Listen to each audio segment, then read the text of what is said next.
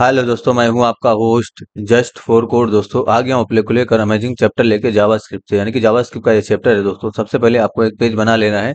जैसा कि मैंने बना दिया GS-CH-5 इस तरीके से मैंने इस पेज का नाम रखा है और इसको सेव कर लिया है डेस्कटॉप पे।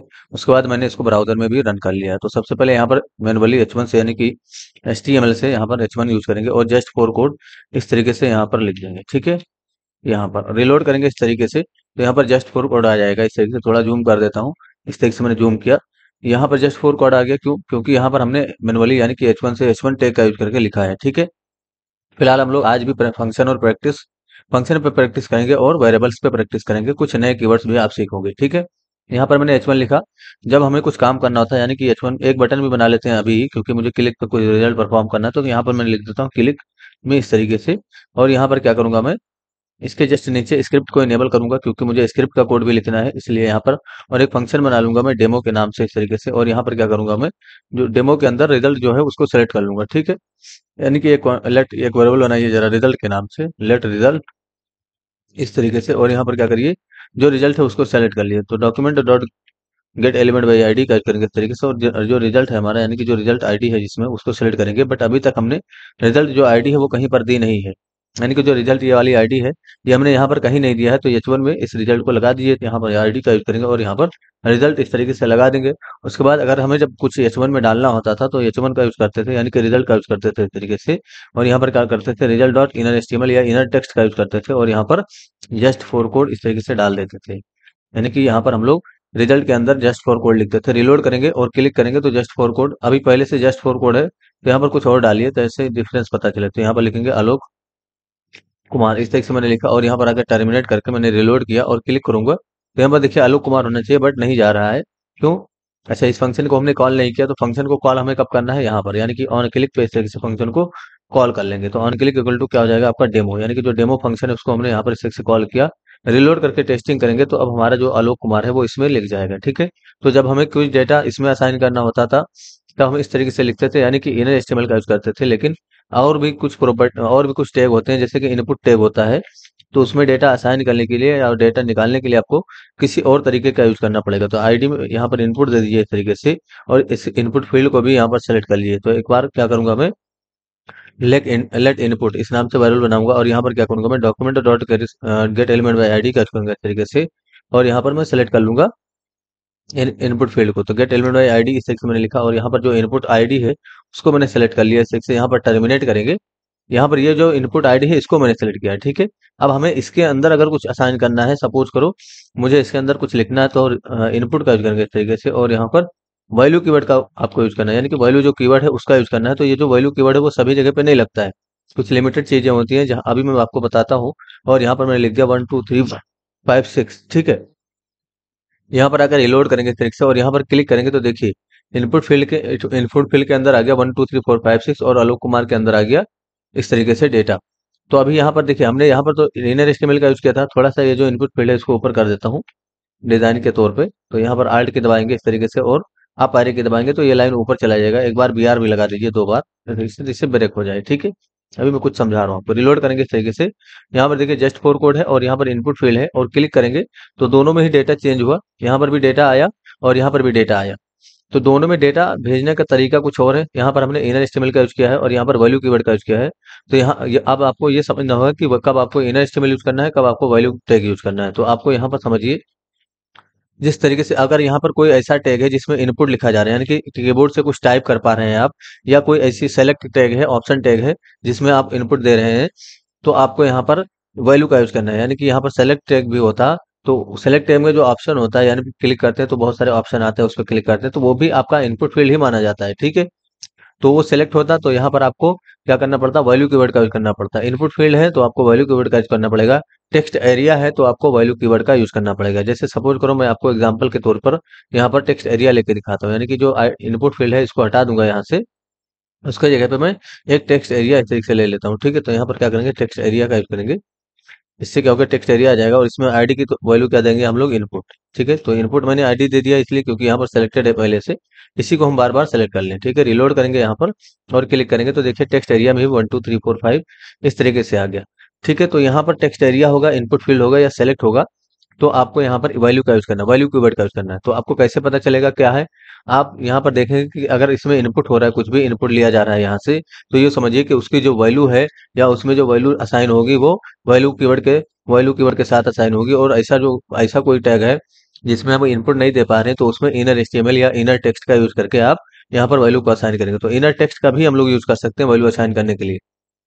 रिलोड करेंगे इस तरीके से और यहाँ पर क्लिक करेंगे तो देखिए आलोक कुमार यहाँ पर आएगा और ये जो डेटा है यहाँ पर आएगा। ठीक है, तो आपको ये समझना होगा यहाँ पर कि कब आपको वैल्यू कीवर्ड यूज करना है, कब आपको इनर टेक्स्ट का यूज करना है। ठीक है, तो आप लोग समझ गए होंगे कि कब आपको वैल्यू कीवर्ड यूज करना है और कब आपको इनर टेक्स्ट। जहां से इनपुट दिया जा सकता है वहां से आपको, जब उसका ऐसा कोई टैग रहेगा तो उसमें वैल्यू कीवर्ड का यूज करेंगे।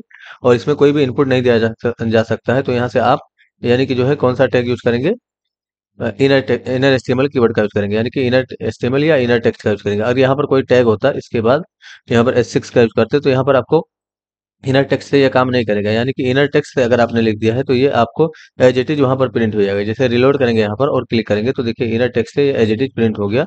ठीक है, तो इसको हमें अगर प्रोसेस करना है तो यहाँ पर आपको इनर एचटीएमएल का यूज करना है। तो इनर एचटीएमएल इस तरीके से डिफाइन करेंगे और इसको यूज करेंगे और यहाँ पर आकर रिलोड करके टेस्टिंग करेंगे तो ये देखिए हमारा जो आलोक कुमार है वो यहाँ पर प्रिंट हो गया इस तरीके से। ठीक है, तो यहाँ पर आपने क्या समझा अभी, यानी कि आपको कोई जहां से इनपुट फील्ड देना है, यानी कि जहां से इनपुट लिया जा रहा है उस ऐसा कोई टैग है तो उसमें वैल्यू कीवर्ड का यूज करेंगे। और जहां से इनपुट नहीं लिया जा सकता जैसे कि ये है, तो यहाँ से आप जो है इनर एचटीएमएल या इनर टेक्स्ट का यूज करेंगे। ठीक है, आगे काम करते हैं। अगर इसी के जगह पे यानी कि यहाँ पर अगर ऑप्शन टैग होता, कोई ऑप्शन टैग होता यानी कि सेलेक्ट टैग होता तो क्या करते हैं, जैसे सेलेक्ट मैं आपको बना के दिखाता हूँ यहाँ पर।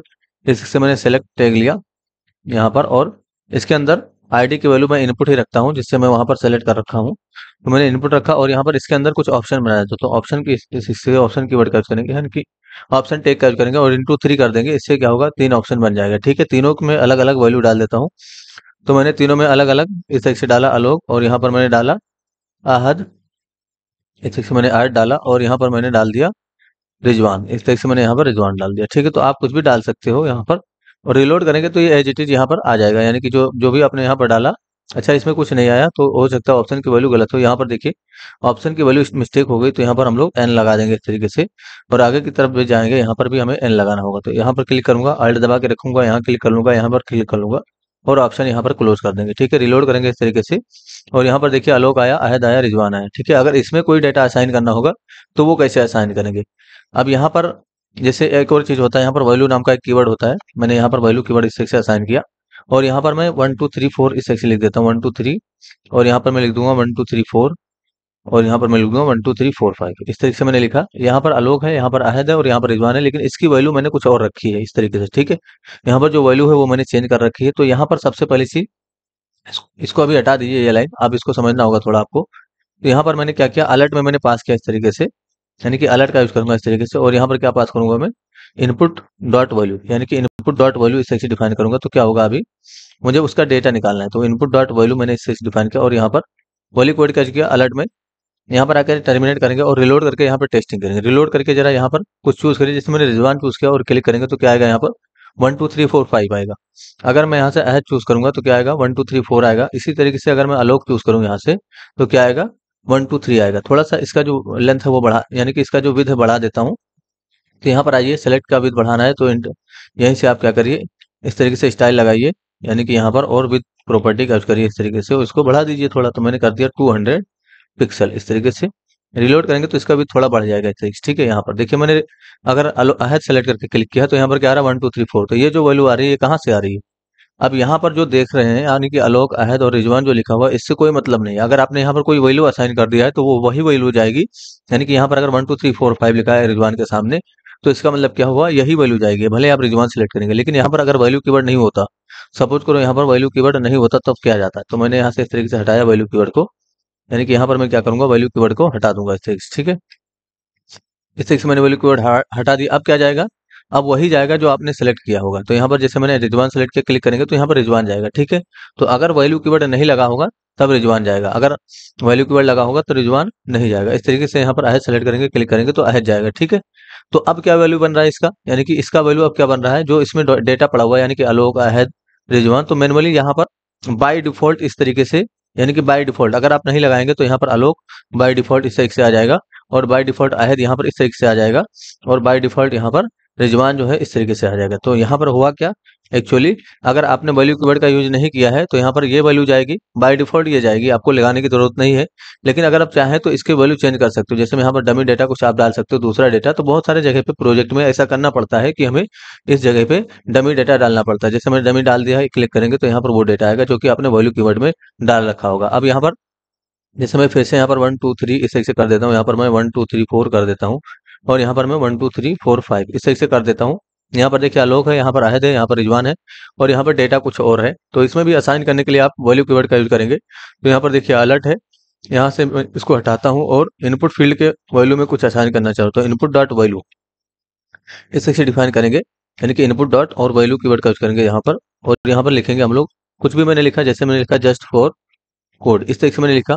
अभी मैंने वो वैल्यू असाइन किया है जस्ट फॉर कोड यहाँ पर। तो देखिए कहीं पर यहाँ पर जस्ट फॉर कोड की वैल्यू है, जैसे वैल्यू कीवर्ड भी लगा हुआ है अगर, तो यहाँ पर जस्ट फॉर कोड होना चाहिए, यानी कि वो नहीं होगा तो सेलेक्ट नहीं होगा। जैसे यहाँ पर 1 2 3 4 है, 1 2 3 4 यहाँ पर है, 1 2 3 4 5 यहाँ पर है।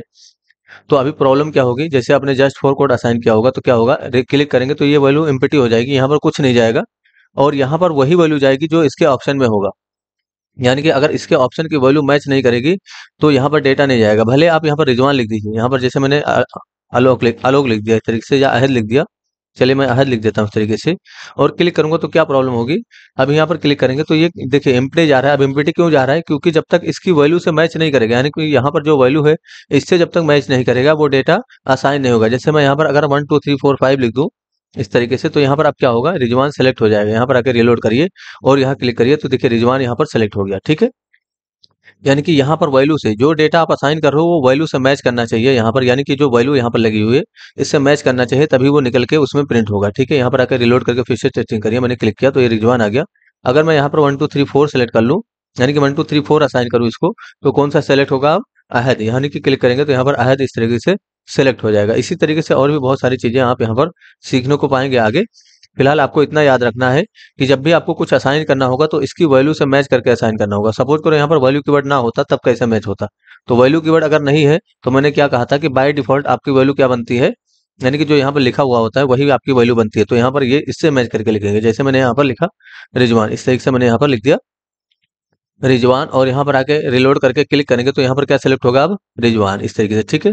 अगर यहाँ पर आपने ऐसा कुछ डमी डेटा लिखा जो कि उसकी यहाँ पर है ही नहीं ऑप्शन में, तो क्या आएगा, वो सिलेक्ट नहीं होगा बल्कि एम्प्टी फील्ड यहाँ पर सेलेक्ट हो जाएगा। तो क्लिक करेंगे तो यहाँ पर देखिए एम्प्टी हो गया, ये कुछ भी सिलेक्ट नहीं हुआ, ठीक है।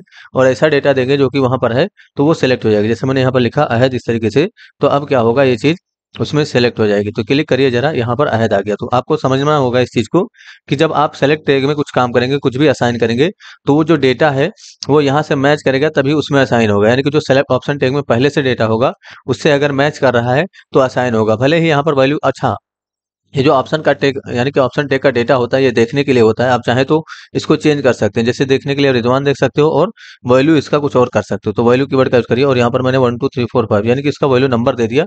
तो अब क्या होगा, यहाँ पर अगर हम रिजवान लिखेंगे तो क्या सेलेक्ट होगा, यानी कि रिजवान अगर मैंने इस से लिखा, यानी कि 1 2 3, अब यहाँ पर रिजवान लिखेंगे तो मैच नहीं करेगा। यहाँ पर रिजवान इस तरीके से अगर लिखेंगे हम लोग, उसमें रिजवान भी है, यहाँ पर देखिए रिलोड करेंगे और क्लिक करेंगे तो यहाँ पर क्या होगा, मैंने क्लिक किया इस तरीके से, देखिए कुछ भी सिलेक्ट नहीं हुआ। अगर यही चीज अगर हम नंबर लिख दें, ये वाला जो कि हमने यहाँ पर ऑयलू में दिया है ये वाला, तो वो सिलेक्ट हो जाए, यानी कि जो रिजवान है वो सिलेक्ट हो जाएगा, ठीक है। तो कॉपी करेंगे इसको कंट्रोल सी करके, और यहाँ पर कंट्रोल भी करेंगे इस तरीके से। यहाँ पर अगर रिलोड करके टेस्टिंग करेंगे तो जो रिजवान है वो यहाँ पर सिलेक्ट हो जाएगा, ठीक है। तो आपको ये समझना होगा कि अगर वैल्यू कीवर्ड लगा हुआ है तो उसकी वैल्यू मैच करेंगे, यानी कि जो यहाँ पर वैल्यू है उससे मैच करके यहाँ पर लिखेंगे। लेकिन अगर वैल्यू कीवर्ड नहीं लगा हुआ है तो बाय डिफॉल्ट जो रिजवान है उसकी वैल्यू बन जाएगी, यानी कि जो रिजवान है इसकी वैल्यू ये बाय डिफॉल्ट बन जाएगी। तो आप चाहें तो वैल्यू कीवर्ड लगा सकते हैं, आप चाहें तो वैल्यू कीवर्ड नहीं लगा सकते हैं, ठीक है। तो अगर वैल्यू कीवर्ड लगाना होगा तो कैसे लिखेंगे, यहाँ पर आप वैल्यू कीवर्ड का यूज करिए और इसमें आलोक, यानी कि जो आपने यहाँ पर लिखा वैल्यू कीवर्ड का इस तरीके से यूज करेंगे, वैल्यू वैल्यू इस तरीके से, और यहाँ पर यानी कि आलोक लिख देंगे जो कि वहां पर लिखा हुआ है, इस तरीके से यहाँ पर अहद लिख देंगे जो कि सामने लिखा हुआ है, ठीक है। और इस तरीके से यहाँ पर रिजवान लिख देंगे जो कि सामने लिखा हुआ है, ठीक है। तो आप चाहें तो इस तरीके से भी कर सकते हो, और आप चाहें तो वैल्यू कीवर्ड नहीं भी लगाएंगे तब भी कोई इशू नहीं होगा। तो ये हटा देते हैं। आई होप आप लोग को ऑप्शन टैग और सेलेक्ट टैग की वैल्यू निकालना पता चल गया होगा। तो आपको वैल्यू निकालना होगा, तो आपको क्या करना है, निकालने के लिए यहाँ पर किसी भी टैग में आप किसी भी आउटपुट पॉसिबिलिटी में इस तरीके से अलर्ट में लिख देंगे तो वैल्यू निकल जाएगा। तो अलर्ट में वैल्यू निकालने के लिए बस आपको क्या करना है, इनपुट डॉट वैल्यू लिख देना है, इस तरीके से वैल्यू कीवर्ड का यूज करिए, वैल्यू निकल जाएगा, ठीक है। तो जो भी आप सेलेक्ट करके रखेंगे यहाँ पर उसकी वैल्यू निकलेगी। जैसे मैंने यहाँ पर रिजवान सेलेक्ट किया, क्लिक करेंगे तो यहाँ पर क्या आएगा, रिजवान आएगा इसी तरीके से, ठीक है। अब इसमें कुछ असाइन करना है तो इससे मैच करके ही असाइन करना होगा, यानी कि जो पहले से डेटा है उससे मैच करता हुआ असाइन करना है, ठीक है। जैसे मैंने यहाँ पर लिखा इनपुट फील्ड के अंदर से डॉट इन वैल्यू, इसका यूज करूंगा इस तरीके से, और यहाँ पर मैं लिख दूंगा, मैंने क्या लिखा, रिजवान, ठीक है। तो अगर उसमें मैच करेगा तो उसमें जो है डेटा सेलेक्ट हो जाएगा, ठीक है। यानी कि अभी क्या सेलेक्टेड है, मैंने रिलोड किया इस तरीके से, तो अभी अलोक सेलेक्टेड है, क्लिक करेंगे तो यहाँ पर रिजवान सेलेक्ट हो जाएगा क्योंकि इससे मैच कर गया, यानी कि ऑप्शन टैग में रिजवान था तब सेलेक्ट हुआ। अगर रिजवान नहीं होता, यहाँ पर जो डेटा लिख रहे थे वो नहीं होता, तो क्या सेलेक्ट होता, कुछ नहीं, यहाँ पर एम्प्टी आ जाता। जैसे अभी अलोक सेलेक्टेड है, क्लिक करेंगे तो यहाँ पर एम्प्टी हो जाएगा क्योंकि वहां पर ये डेटा मैच नहीं किया, ठीक है। तो वो ऑप्शन टैग से मैच करके कभी भी इसको सेलेक्ट करता है, ठीक है। तो आई होप आप लोग को ये चीज समझ में आएगी दोस्तों। थोड़ा और एग्जांपल देखते हैं जरा, अब लोकल वेरिएबल और ग्लोबल वेरिएबल का, ठीक है। तो इनको समझने के लिए इन दोनों को मैं कम से कम कंट्रोल एक्स करके और यहाँ पर बाहर की तरफ बनाता हूँ। फिलहाल मैंने यहाँ पर लेट इस तरीके से बनाया, रिजल्ट और इनपुट के नाम से दो वेरिएबल। तो ये जो दोनों वेरिएबल आपने बाहर डिक्लेयर किया, ये क्या है, एक ग्लोबल वेरिएबल है, ठीक है। इसको बोलेंगे ग्लोबल वेरिएबल। यहाँ पर ये ग्लोबल वेरिएबल है, अगर ये किसी फंक्शन के अंदर होता तो ये लोकल होता उस फंक्शन का। तो एक यहाँ पर एक फंक्शन बना लेता हूँ मैं सेट नाम से, और यहाँ पर क्या करूंगा, मैं कुछ सेट करना चाहता हूँ, तो यहाँ पर मैं इनपुट फील्ड का यूज कर रहा हूँ इस तरीके से, और इनपुट फील्ड में कुछ वैल्यू असाइन करना चाह रहा हूँ, तो इनपुट फील्ड डॉट वैल्यू, और यहाँ पर जो h1 के अंदर लिखा हो उसको इनपुट फील्ड के अंदर डालूंगा, तो रिजल्ट डॉट इन HTML यहाँ पर लिख देंगे। तो इसका मतलब क्या हुआ, इनपुट फील्ड में क्या आ जाएगा, सबसे पहले तो यहाँ पर इनपुट फील्ड बना देंगे, यानी कि जो ऑप्शन टैग है इसको हटा देंगे सेलेक्ट वाला, और यहाँ पर एक इनपुट फील्ड बना देंगे। तो इनपुट फील्ड का यूज करिए इस तरीके से, और यहाँ पर आईडी दे दीजिए, मैंने आईडी दे दिया जरा यहाँ पर इनपुट के नाम से, ठीक है। इस तरीके से मैंने दे दिया, रिलोड करके टेस्टिंग करिए। अभी क्या होगा, जैसे हम लोग क्लिक करेंगे तो ये जो जस्ट फॉर कोड यहाँ पर लिखा हुआ था वो यहाँ पर आना चाहिए, बट हमने फंक्शन नहीं कॉल किया, यानी कि यहाँ पर हमने फंक्शन का नाम चेंज कर दिया सेट के नाम से। तो यहाँ पर क्या कॉल करेंगे हम लोग, सेट, यानी कि जो सेट वाला फंक्शन है वो यहाँ पर कॉल करेंगे, और क्लिक करके देखेंगे तो हमारा जो जस्ट फोर कोड यहाँ पर लिखा हुआ वो इसके अंदर आ जाएगा। यहाँ पर क्लिक करेंगे तो देखिए जस्ट फोर कोड यहाँ पर आ गया। अब मैं चाह रहा हूँ यहाँ पर अगर मैं कुछ टाइप कर रहा हूँ इस तरीके से, तो उसको दूसरे फंक्शन के थ्रू इसमें अपडेट करूँ, ठीक है। तो यहाँ पर एक और फंक्शन बनाइए जरा गेट के नाम से, तो आप कांस्टेंट बना लीजिए इस तरीके से गेट के नाम से, और यहाँ पर आप इसको असाइन कर लीजिए। तो एरो फंक्शन, इसको बोलते हैं एरो फंक्शन, ठीक है।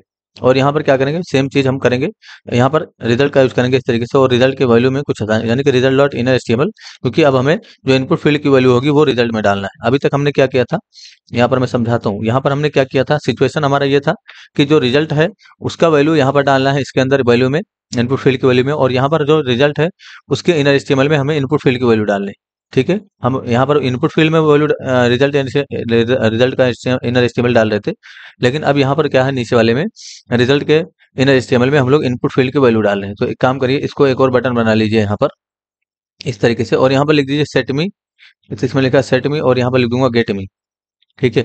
और यहाँ पर जो फंक्शन है गेट वाला वो मैं कॉल करूंगा, यानी कि नीचे की तरफ जो आपका गेट वाला फंक्शन है इस बटन पे कॉल कर लीजिए।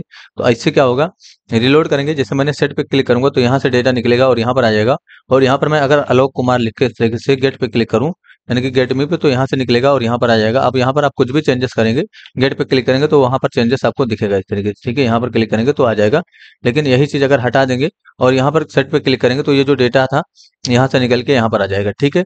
इसी तरीके से आप यहाँ पर कुछ भी और अपडेट करना चाहते हो, जैसे मैंने लिखा जस्ट फॉर कोड, इसके साथ साथ यहाँ पर एक सेक्शन लिख दिया जस्ट फॉर कोड, और गेट पे क्लिक करूंगा तो इसके आगे जस्ट फॉर कोड आ जाएगा। अब यहाँ से आप हटा देते हो और यहाँ पर क्लिक करते हो तो ये जो डेटा है निकल के यहाँ पर सेट हो जाएगा। तो ठीक है, तो सेट और गेट आपको समझ में आ गया होगा, यानी कि जब भी आपको इनर एचटीएमएल में कुछ भी डालना होगा, यानी कि कोई ऐसा टैग है जिसमें कुछ डालना है, तो रिजल्ट डॉट इनर एचटीएमएल इस तरीके से यूज करेंगे। और उसकी जैसे अब हमारे पास ऑप्शन था इनपुट फील्ड की वैल्यू निकाल के डालनी थी, तो यहाँ पर हमने इनपुट फील्ड का वैल्यू निकाला और रिजल्ट के इनर एचटीएमएल में असाइन कर दिया। और यहाँ पर क्या था, इनपुट फील्ड के अंदर हमें वैल्यू डालना था, तो इनपुट डॉट वैल्यू मैंने लिखा, यानी कि वैल्यू कीवर्ड का यूज किया, और यहाँ पर जो रिजल्ट का इनर एचटीएमएल है उसको निकाला और इसमें असाइन कर दिया, ठीक है। तो बेसिकली इसको बोलते हैं असाइनमेंट ऑपरेटर।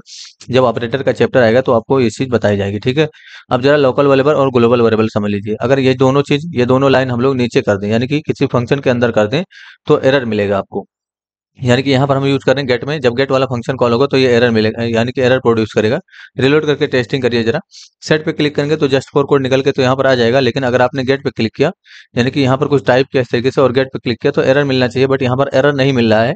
तो एरर नहीं मिलने का रीजन ये है दोस्तों, क्योंकि यहाँ पर देखिए, अब यहाँ पर ब्राउजर जो है आपका लेटेस्ट है और एडवांस है थोड़ा, तो वो क्या करता है, जैसे आपने रिजल्ट यहाँ पर लिख रखा है और यहाँ पर भी आपने रिजल्ट लिख रखा है और यहाँ पर इनपुट और यहाँ पर इनपुट दे रखा है, तो इससे क्या होगा कि आप चाहें तो इसको सेलेक्ट भी ना करें, यानी कि देखिए मैंने दोनों लाइन हटा दिया, अभी भी आपका काम करेगा, मैंने सेलेक्ट नहीं किया है, तो ये जो इनपुट फील्ड है ये इसको डायरेक्ट यहाँ से टारगेट कर लेगा यहाँ से, ठीक है।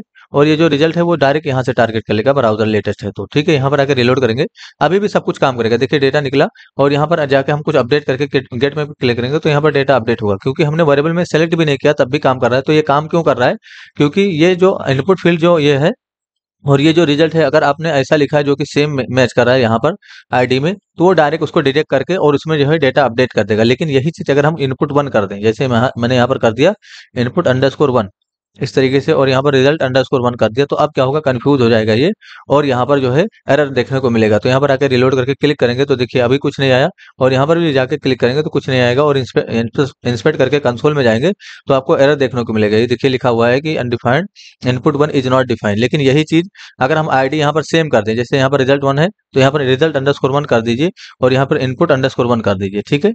तो अब क्या होगा, एरर आपको शो नहीं होगा, बल्कि वो मैच करके डेटा निकाल के दे देगा। देखिए यहाँ पर आके क्लिक करेंगे तो डेटा यहाँ पर मैंने रिलोड किया 6 से, और यहाँ पर क्लिक, अभी देखिए कुछ असाइन नहीं हो रहा है। देखते हैं यहाँ पर आईडी, और यहाँ पर रिजल्ट अंडरस्कोर वन, और यहाँ पर इनपुट अंडरस्कोर वन इस सेक्शन मैंने डिफाइन किया है यहाँ पर, ठीक है। और यहाँ पर रिजल्ट अंडरस्कोर वन इस सेक्शन मैंने डिफाइन किया। देखिए अब यहाँ पर ये कंफ्यूज हो रहा है, ठीक है। यानी कि अगर रिजल्ट थोड़ा कॉम्प्लिकेटेड आप बनाओगे तब भी ये यहाँ पर कंफ्यूज हो जाएगा। यहाँ पर क्लिक करेंगे तो देखिए अभी अभी हमारा रिजल्ट इज नॉट डिफाइंड बता रहे हैं। तो रिजल्ट इज नॉट डिफाइंड का मतलब क्या हुआ, यहाँ पर जो आपने रिजल्ट यूज किया है वो अनडिफाइंड है, ठीक है। यानी कि यहाँ पर तो इसको भी आपको अंडरस्कोर वन करना पड़ेगा इससे, ठीक है। और यहाँ पर इनपुट अंडरस्कोर वन यहाँ पर भी करना होगा। अब क्या होगा, ये काम कर जाएगा। जैसे आपका जो आईडी है वो मैच कर गया तो ये काम कर जाएगा डायरेक्ट इससे, ठीक है। ये देखिए, ठीक है, यहाँ पर काम कर गया, यानी कि डेटा निकला और इसमें चला गया। तो यहाँ पर क्लिक करेंगे डेटा निकलेगा, और यहाँ पर कुछ अपडेट करके यहाँ क्लिक करेंगे तो डेटा यहाँ पर अपडेट हो जाएगा। तो ये डायरेक्ट यहाँ से मैच करके, यानी कि अगर आईडी और जो आपका वेरिएबल नेम है वो सेम है तो ये डायरेक्ट डिटेक्ट कर लेगा। इसलिए अभी मुझे लोकल और ग्लोबल वेरिएबल के रेस्पेक्ट में कुछ समझना है। तो यहाँ पर मैंने हटाया जो हमारा ये इसका लोकल वेरिएबल है, तो क्या करेंगे, यहाँ पर थोड़ा सा चेंज कर देंगे। जैसे यहाँ पर हम लोग रिजल्ट अंडरस्कोर वन नाम के वेरिएबल में रखेंगे इसको, और यहाँ पर इनपुट अंडरस्कोर वन के नाम से यहाँ पर वेरिएबल बनाएंगे, ठीक है। तो बाकी यहाँ पर रिजल्ट जो है ये सेम है, आईडी इसकी सेम है, इनपुट भी यहाँ पर सेम ही है। तो मैंने सिर्फ वेरिएबल नेम चेंज किया है ताकि इससे मैच ना करे, यानी कि जो वेरिएबल नेम है हमारा वो इससे मैच ना करे। आप यहाँ पर कुछ भी कर सकते हैं, जरूरी नहीं कि रिजल्ट वन और इनपुट फील्ड वन ही दीजिए, ठीक है। अब यहाँ पर क्या करेंगे, अगर हमें इनपुट के फील्ड के अंदर कुछ असाइन करना है तो इनपुट अंडरस्कोर वन का यूज करेंगे इस तरीके से, और इसमें असाइन कर देंगे डेटा। तो रिजल्ट अंडरस्कोर वन असाइन करना है, इसलिए यहाँ पर रिजल्ट अंडरस्कोर वन करेंगे, और यहाँ पर भी आपको रिजल्ट अंडरस्कोर वन कर देना है इस तरीके से, और यहाँ पर भी आपको क्या कर देना है, रिजल्ट इनपुट अंडरस्कोर वन। देखिए यहाँ पर मैंने इनपुट अंडरस्कोर वन कर दिया। अब क्या होगा प्रॉब्लम, देखिए रिलोड करेंगे तो ये वाला तो फंक्शन काम करेगा आपका, लेकिन यहाँ से जब कुछ निकाल के आप इससे टाइप करके यहाँ पर क्लिक करेंगे तो एरर मिलेगा आपको। क्या बताया जाएगा, यहाँ पर देखिए कंसोल में result one is not defined, यानी कि जो रिजल्ट वन है वो अनडिफाइंड बता रहा है। तो ये जो रिजल्ट वन है, ये इनपुट वन जो है इस फंक्शन का ग्लोबल वेरिएबल, सॉरी इस फंक्शन का लोकल वेरिएबल है, इसलिए सिर्फ और सिर्फ इसी फंक्शन में यूज होगा। आप इसको बाहर कर देंगे तो फिर से ये काम करने लगेगा। देखिए मैंने इन दोनों लाइन को बाहर कर दिया फंक्शन से। अब क्या होगा, रिलोड करेंगे यहाँ पर, और यहाँ पर आकर टेस्टिंग करेंगे। मैंने रिलोड किया और यहाँ क्लिक करूंगा तो यहाँ पर सेट हो जाएगा, और यहाँ पर कुछ भी अपडेट करके और गेट पे क्लिक करूंगा तो यहाँ पर देखिए ये डेटा निकलेगा और यहाँ पर गेट हो जाएगा। तो इसको बोलते हैं ग्लोबल वेरिएबल, जो कि कहीं से भी एक्सेसिबल है। लेकिन यही चीज अगर हम इस फंक्शन के अंदर कर दें, यानी कि इस फंक्शन के अंदर कर दें, तो क्या प्रॉब्लम आएगी, प्रॉब्लम कुछ नहीं आएगी, एरर मिलेगा आपको यहाँ पर, ठीक है। यानी कि जो मैंने कंट्रोल जेड किया यहाँ पर कुछ छूट गया, ठीक है। देखिए ये जो है एक्स्ट्रा है शायद, मेरे ख्याल से इसको हटा देंगे। ये दोनों लाइन हम लोग इस फंक्शन के अंदर रख देंगे, और रिजल्ट वन का यहाँ पर मैंने यूज किया। देखिए अभी एरर मिलेगा, क्यों, क्योंकि जो रिजल्ट वन है वो अनडिफाइंड बताएगा। यहाँ पर मैंने क्लिक किया, ये तो काम कर जाएगा क्योंकि ये जो प्रोसेस है वो इसी फंक्शन के अंदर है, यानी कि ये दोनों वेरिएबल यहाँ पर सेलेक्टेड है, और जो प्रोसेस है वो वहां पर डेटा लाने का वो सेम है, यानी कि दोनों ही तीनों कोड एक ही फंक्शन के अंदर, इसलिए एग्जीक्यूट कर गया। लेकिन जो दूसरा कोड है, जो इन यानी कि जो वैल्यू कीवर्ड का जो डेटा है वो निकाल के जब आप इसमें डालोगे सेट गेट कीवर्ड के साथ, तो यहाँ पर एरर आएगा। इंस्पेक्ट करके देखेंगे तो देखिए कंसोल में आपको एरर मिलेगा। तो यहाँ पर एरर आपको देखने का तरीका क्या है, यहाँ पर लिखा होगा, जो भी आपका एरर होगा उसके साथ लाइन नंबर होगा। तो result is not defined at get JS, यानी कि जो आपका पेज का नाम होगा वो आ जाएगा, उसके बाद लाइन नंबर यहाँ पर 25। तो 25 पे जाके देखेंगे, ये देखिए 25 है, और यहाँ पर रिजल्ट इज नॉट डिफाइंड। तो यहाँ पर इस वाले रिजल्ट का यूज नहीं कर सकते, यानी कि जो रिजल्ट है ये वाला, इसका यूज यहाँ पर नहीं कर सकते हैं, क्योंकि ये इसका लोकल वेरिएबल है। इसको हमें अगर हम इसको ग्लोबल बना दें, ठीक है, तो यहाँ पर ये निकल के यूज हो जाएगा। रिलोड करेंगे इस तरीके से, तो अब यहाँ पर क्लिक करेंगे तो कोई भी एरर नहीं मिलेगा, बल्कि आपका जो डेटा है वो एज इट इज यहाँ पर आके प्रिंट होगा। जैसे मैंने क्लिक किया, यहाँ पर देखिए आगे बढ़ता चला जाएगा। इस तरीके से क्लिक करेंगे तो यहाँ पर आगे बढ़ता ये चला जाएगा, ठीक है। तो यहाँ पर देखिए अभी आपने क्या समझा, आपने लोकल और ग्लोबल वेरिएबल समझा। अगर किसी फंक्शन के अंदर कुछ आपने लोकल वेरिएबल बना दिया है इस तरीके से, यानी कि ये दोनों इसका लोकल वेरिएबल है, तो अब ये दूसरे फंक्शन में यूज नहीं होगा। रिलोड करेंगे और टेस्टिंग करेंगे तो आपको एरर मिलेगा। यहाँ पर मैंने कुछ टाइप किया और यहाँ पर क्लिक करेंगे तो देखिए यहाँ पर कुछ भी नहीं जा रहा है, और यहाँ पर इंस्पेक्ट करके देखेंगे तो आपको एरर मिलेगा। तो इसका मतलब क्या हुआ, ये जो दोनों वेरिएबल है ये इसका लोकल वेरिएबल है। इस अगर आपको यहाँ पर भी यूज करना है यानी कि दूसरे वाले फंक्शन में, तो आप चाहें तो यहाँ पर भी सिलेक्ट कर लीजिए, इस तरीके से इसका भी लोकल बना दीजिए। इसको सेलेक्ट कर लेंगे तो कोई भी एरर नहीं मिलेगा।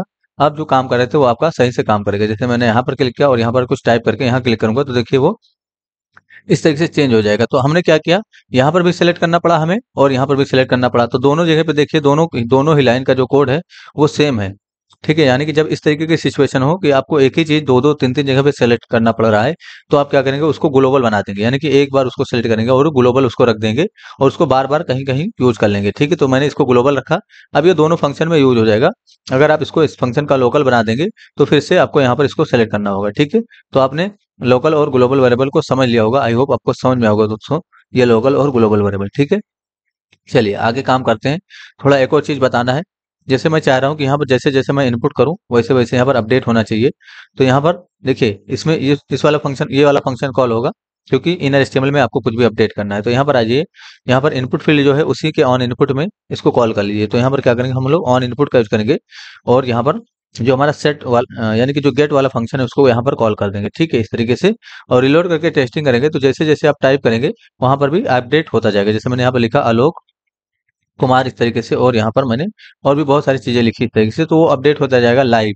तो जब भी आपको कोई भी चीज लाइव अपडेट करना होगा तो कौन सा इवेंट यूज करेंगे, ऑन इनपुट का यूज करेंगे। और ऑन इनपुट कहाँ यूज करेंगे, आप बटन में ऑन इनपुट नहीं यूज करेंगे।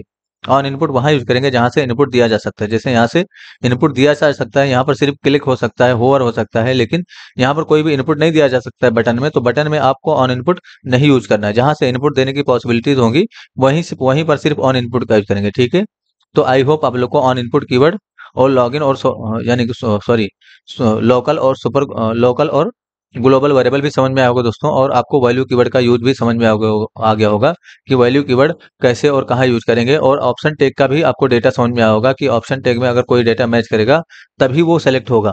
यानी कि वैल्यू कीवर्ड से अगर आप कुछ भी असाइन कर रहे हो तो वो ऑप्शन में भी मैच करना चाहिए तभी वो सेलेक्ट होगा। और यहाँ पर आपको ये भी समझ में आया होगा दोस्तों कि ऑप्शन टैग की जो वैल्यू है उसको चेंज किया जा सकता है, और जो दिखाने के लिए है वो उसको कुछ और वैल्यू कुछ और कर सकते हैं। यानी कि जैसे हमने किया था ना 1 2 3 4 5 रखा था अलर आहद की जगह पे या और भी मल्टीपल जगह पे, तो वो वैल्यू जो है आप नहीं असाइन करोगे तो बाय डिफॉल्ट जो वहां पर लिखा होगा बीच में वही वैल्यू सेट हो जाएगी। ठीक है, लेकिन अगर आप चाहें तो वैल्यू कीवर्ड लगा के उसका वैल्यू भी चेंज कर सकते हो। तो आपको मल्टीपल चीजें बताई गई हैं इसमें, आपको पूरा अच्छे से समझना होगा दोस्तों। अगर कुछ भी नहीं समझ में आया तो जरूर पूछिए, आपकी हेल्प कर दी जाएगी। Thanks for enjoying the premium education of just for code. See you soon.